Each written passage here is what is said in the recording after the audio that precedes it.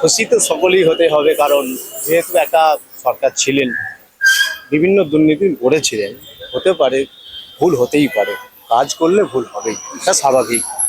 তো এ থেকে ওনারা যদি আবার শিক্ষা নেয়, ভালো কিছু করতে পারে, তো নিশ্চয়ই আবার ওনাকে মানুষ চাইবে। তাই এই নিজে এসেছেন, তো ওনাকে স্বাগত জানাই বাংলায়। উনি ভালো ভালো রাখুক, ভালো করুক, সকলে ভালো থাকুক, এটুকুই। সকলে ভালো থাকলে আমরাও তার মধ্যে আছি, আমরাও ভালো থাকবো, এটাই ওকে একদম।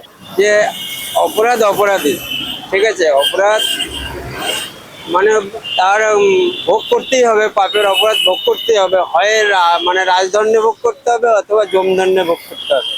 সুতরাং এটা যেটা হয়েছে অপরাধ, এটা সবাই আমরা জানি, চাপের মধ্যে মুখ খুলতে পারিনি, কিন্তু অপরাধের শাস্তি অবশ্যই দরকার। এবারে যদি রাজদণ্ড পেয়ে যায় তো ভালো, রাজদণ্ড যদি কোনো রকম কম পায় বা কিছু অংশ পেলো, কিছু পার্সেন্টেজ পেলো না, তার জন্য পিছনে অপেক্ষা করছে, দাঁড়িয়ে আছে কি যমদণ্ড, যেটা আমরা রিসার্চ করছি। না, একদমই নয়, একদমই বলা উচিতও নয়। এটার সমাধান চাই আমাদের, মানে একটা দীর্ঘস্থায়ী যে প্রবলেম আমরা ফেস করছি, যেমন অভয়ের বিচার চাই আমরা সবসময় চাই, আর এখানে যে নারী নিরাপত্তা নেই, সেটার সমাধান আমাদের চাই। না, কই দিনই ক্ষমা করবে না। যা আছে যত মানে সাধারণ মানুষ ছিল তার সময় ন্যায় হয়েছে। ঠিকই, মানে এমন কোনো জায়গা নেই যেখানে দুর্নীতি ছিল না। তো সেক্ষেত্রে এখন বর্তমান সময় কতটা আশাবাদী বিজেপি সরকার, নতুন সরকারকে নিয়ে? যা নতুন সরকার আছে তার ভালোই কাজ করবে, আশা করছি ভালোই কাজ করবে।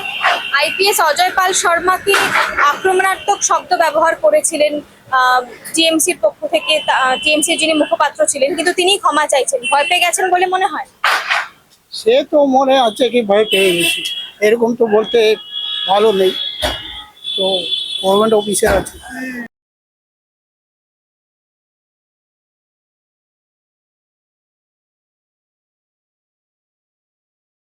নমস্কার, আমি পায়েল, আপনি দেখছেন ও নিউজ বাংলা।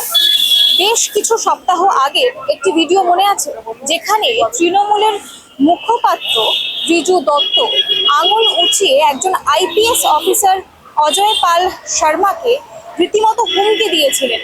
কেন না, তিনি জাহাঙ্গীর খানের যে এরিয়া, যে কেন্দ্র, সেখানে গিয়ে আগাম জানিয়েছিলেন যে সেখানে কোনো বিশৃঙ্খলার সৃষ্টি হলে কিন্তু সেখানে তৎপর হবে প্রশাসন। এবং সেই ভিডিওর সঙ্গে এখনকার পরিস্থিতির বা সময়ের কোনো মিল নেই, কারণ যে আঙুল উঁচিয়ে তিনি একজন আইপিএস অফিসারকে রীতিমতো হুমকি দিয়েছিলেন, সেই আঙুল দিয়েই তাকে এক্স হ্যান্ডেলে রীতিমতো ক্ষমা চাইতে হলো। তিনি লিখলেন, আই অ্যাপোলোজাইজ আনকন্ডিশনালি। এই প্রসঙ্গে একটা প্রশ্ন আসছে যে তাহলে এই যে পালাবদল হলো, ভয় পেয়ে গেলেন কি তৃণমূলের যারা কর্মীরা ছিলেন বা যারা মুখপাত্ররা ছিলেন, বা বিশেষ করে সাসপেন্ড হওয়ার পর তিনি কি রীতিমতো প্রশাসনের ভয় পাচ্ছেন? এ প্রসঙ্গেই আসুন জনমত কি বলছেন জেনে নেওয়া যাক। স্যার, যেমনটা দিয়ে আমি শুরু করলাম যে এখন একটা রদ বদল হয়েছে, পালা বদল হয়েছে, আগে জেনে নি কতটা খুশি আপনারা? খুশি তো সকলেই হতে হবে, কারণ যেহেতু একা সরকার ছিলেন, বিভিন্ন দুর্নীতি করেছিলেন, হতে পারে ভুল হতেই পারে, কাজ করলে ভুল হবেই, এটা স্বাভাবিক।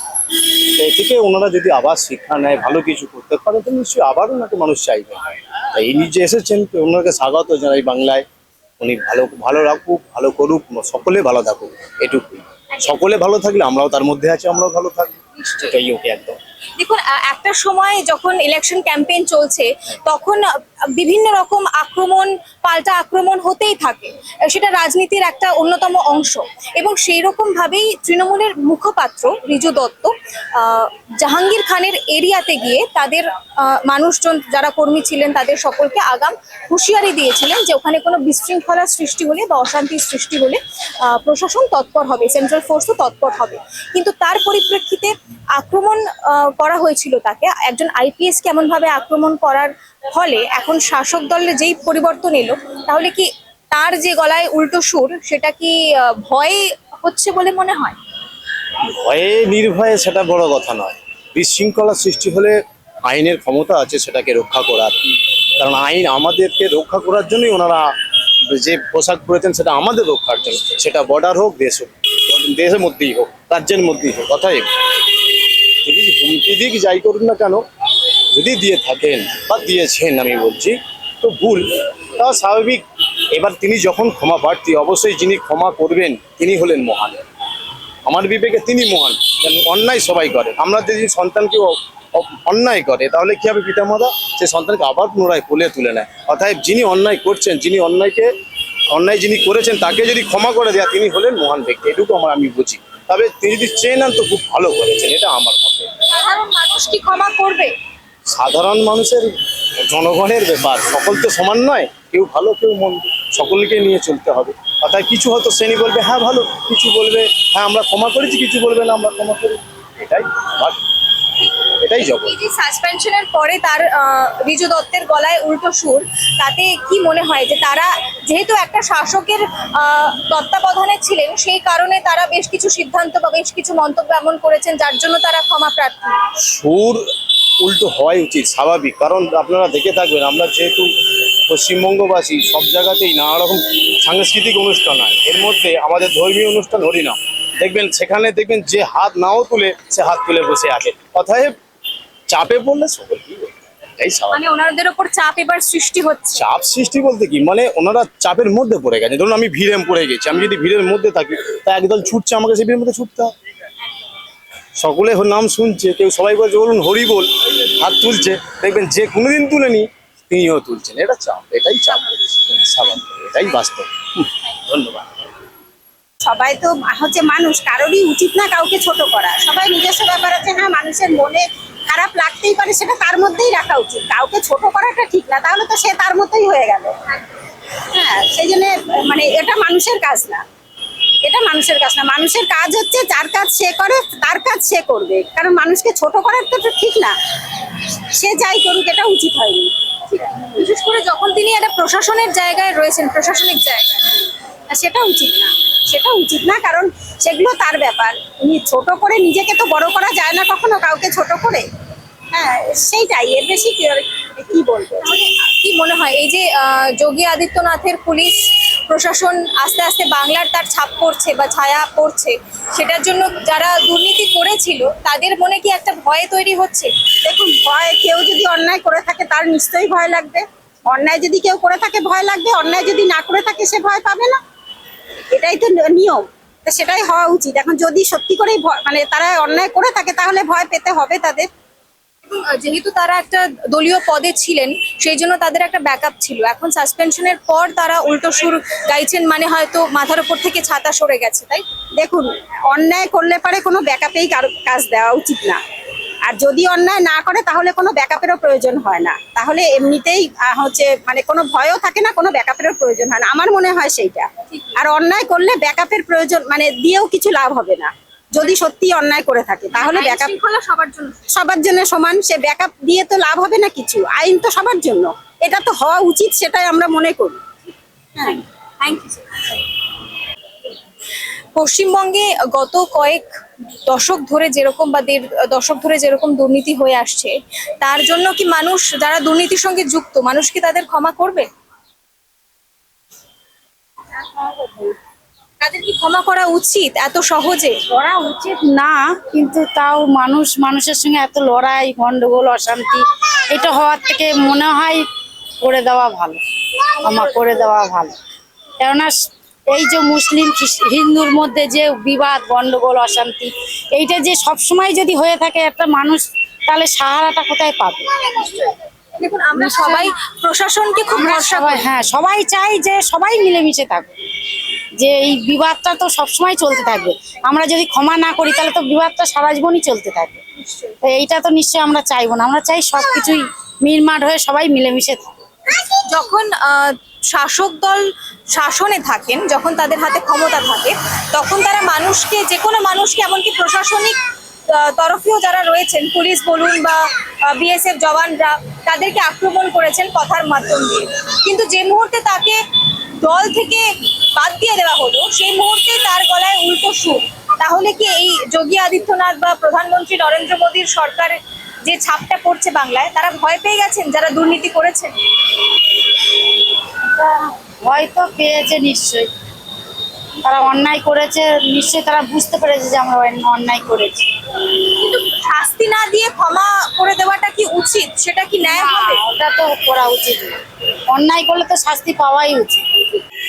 বিগত 10-15 বছর ধরে পশ্চিমবাংলার মানুষ অনেক ক্ষেত্রে জর্জরিত এবং তার ফলাফল আমরা ভোটের রেজাল্টে দেখতে পেয়েছি। যারা দুর্নীতির সঙ্গে বা অশান্তি বা বিশৃঙ্খলার সঙ্গে যুক্ত ছিল তাদের কি ক্ষমা করা উচিত? আমাকে এটা জিজ্ঞেস করছেন, তো আমিও একটা মানে ইসকন ভক্ত। তো ব্যাপার হচ্ছে আমরা এটা শিক্ষা পেয়েছি কি, যে অপরাধ অপরাধী, ঠিক আছে, অপরাধ মানে তার ভোগ করতেই হবে, পাপের অপরাধ ভোগ করতেই হবে, হয় মানে রাজদণ্ডে ভোগ করতে হবে অথবা যমদণ্ডে ভোগ করতে হবে। সুতরাং এটা যেটা হয়েছে অপরাধ, এটা সবাই আমরা জানি, চাপের মধ্যে মুখ খুলতে পারিনি, কিন্তু অপরাধের শাস্তি অবশ্যই দরকার। এবারে যদি রাজদণ্ড পেয়ে যায় তো ভালো, রাজদণ্ড যদি কোনো রকম কম পায় বা কিছু অংশ পেলো, কিছু পার্সেন্টেজ পেলো না, তার জন্য পিছনে অপেক্ষা করছে, দাঁড়িয়ে আছে কি যমদণ্ড, যেটা আমরা রিসার্চ করছি, ঠিক আছে। তো অপরাধের ক্ষমা কখনোই হয় না। পৃথিবীর বুকে রাজদণ্ড অবশ্যই পাওয়ার দরকার, সেটা কোনো রকম দুর্নীতিবাজীরা মানে এড়িয়ে উড়িয়ে যায়। হ্যাঁ, যেমন আজকেই নতুন খবর হচ্ছে এই আরজিকর কাণ্ডে সঞ্জীব, হ্যাঁ, ততদিন যতটা ফাঁকি এড়িয়ে যাচ্ছিল বা ফাঁকি দিয়ে যাচ্ছিল বা ধরা পড়ছিল না, কেন জড়িয়ে আছে, ওনারাই জড়িয়ে আছে, তো এখন পাল্টি খেয়ে গেছে, আজকে তার বাড়িতে ইডিআই গেছে শুনছি, তো পাবে, অবশ্যই পাবে, খবর পাওয়া উচিত। আপনি যেহেতু আধ্যাত্মিক চেতনার মধ্যে আমি রয়েছে, আমার চেতনা থেকে বা আমি দুটো স্যানিটারি শোরুম চালিয়েছি, প্রমোটিং করেছি, এইগুলো সব ছেড়ে দিয়ে একদম ত্যাগ করে এই পথে এসেছি। এই যে আমাদের তো- পশ্চিমবাংলাও কিন্তু ত্যাগের রাজ্য, ভারত ত্যাগের দেশ, সেক্ষেত্রে এই যে ক্ষমতায় থাকলে মানুষকে নিচু চোখে দেখা এবং অশান্তি সৃষ্টি এটা করা, আমি গতকালকে টালিগঞ্জে ভাগবতের উপর ক্লাস করেছি, এই টপিকটাই ক্লাস থেকে বলছে, মায়াপুর থেকে ব্রহ্মচারী এসেছিল গীতা ভবন থেকে, এটা বলছেন কি যে আমার কথাগুলো একটু আলাদা হবে, যেহেতু আমি আধ্যাত্মিক পথের লোক আছি, একটু ডিফারেন্স প্রিপারেশন হবে।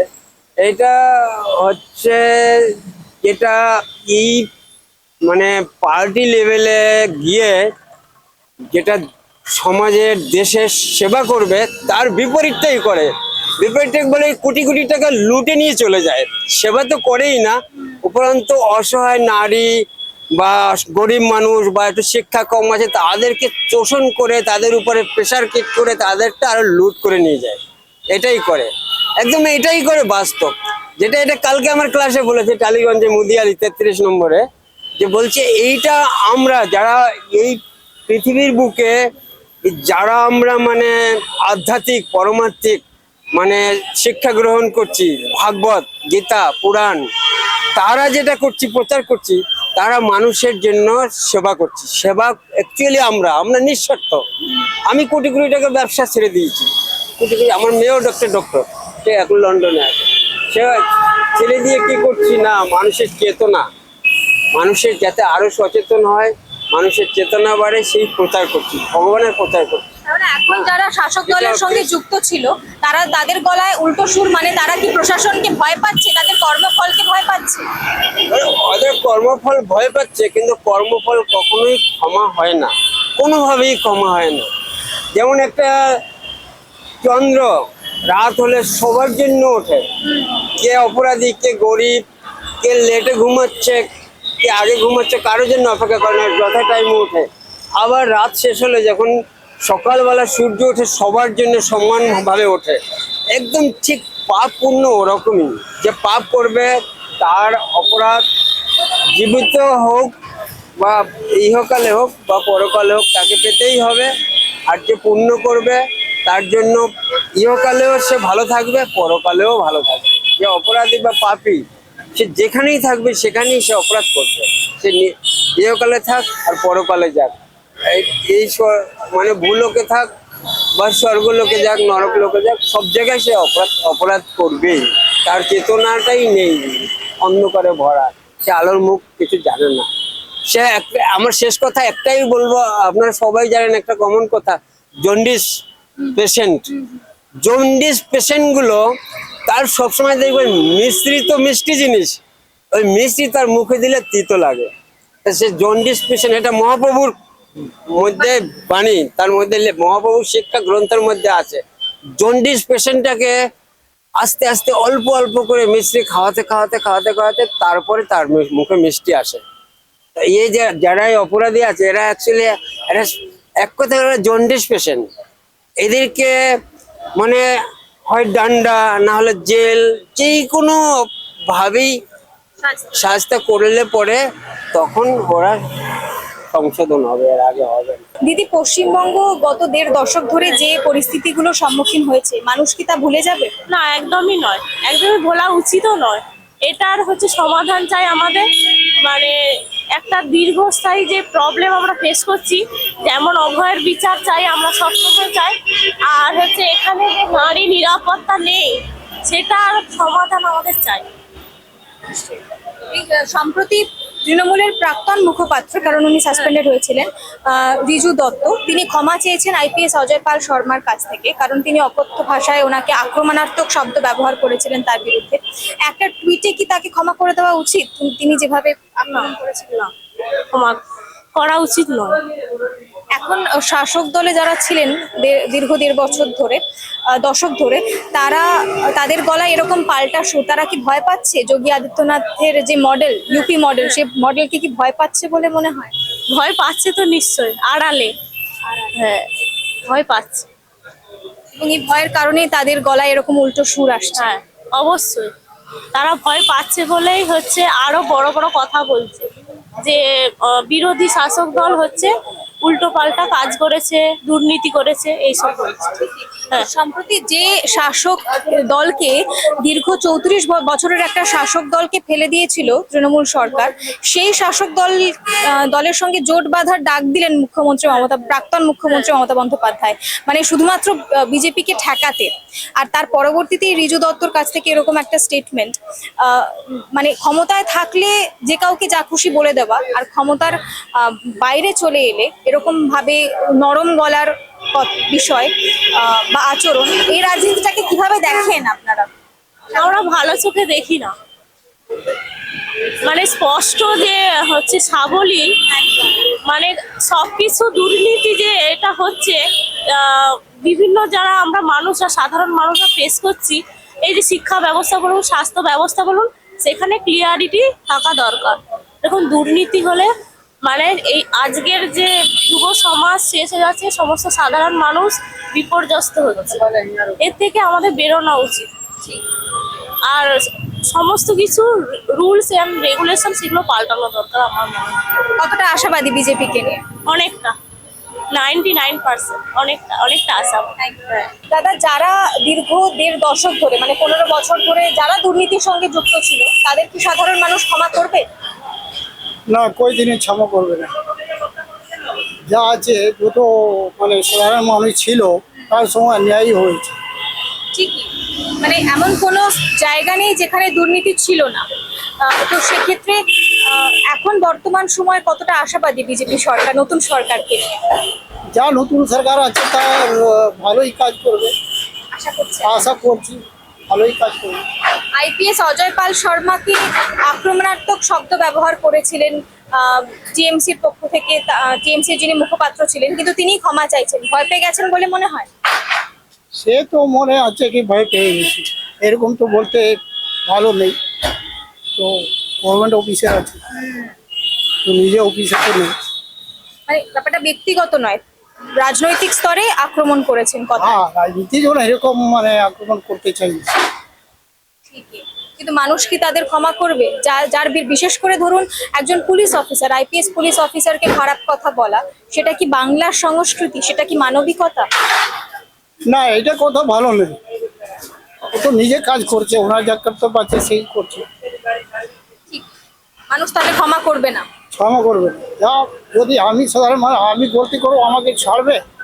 হ্যাঁ, সে তো কানুন মধ্যেই থাকতে হবে। মানে সাধারণ মানুষ করলে যখন ক্ষমা করবে না, তাহলে ক্ষমা করবে না। যদি উপরে থাকে তাহলে বলবে আমি যা করছি ভালো করছি, সে তো চলবে না। কানুন আছে তো, আইন আছে সব উপরে, আমারই উপরে আইন আছে। যদি আমি অন্যায় করি তাহলে কি চলবে? চলবে না। মানে আইন সবার জন্য সমান। আইন সবার জন্য সম্মান আছে, গভর্নমেন্টে থাকো চাहे এমনি থাকো, তো ভারতবর্ষ আছে, সব জন্য আইনটা সমান। তাহলে যাদের দোষ আছে তাদের শাস্তি পাওয়া উচিত। হ্যাঁ, শান্তি তো থাকবে, নিচেই থাকবে। শাস্তি, পানিশমেন্ট পাওয়া উচিত। হ্যাঁ, পানিশমেন্ট যা মানে অন্যায় করেছে তা তো পানিশমেন্ট তো পাওয়া উচিত। আপাতত এই পর্যন্তই। অন্যান্য সব খবরের জন্য দেখতে থাকুন ও নিউজ বাংলা। ভিডিও জার্নালিস্ট মৈনাকের সঙ্গে আমি পায়েল, ও নিউজ বাংলা। নমস্কার।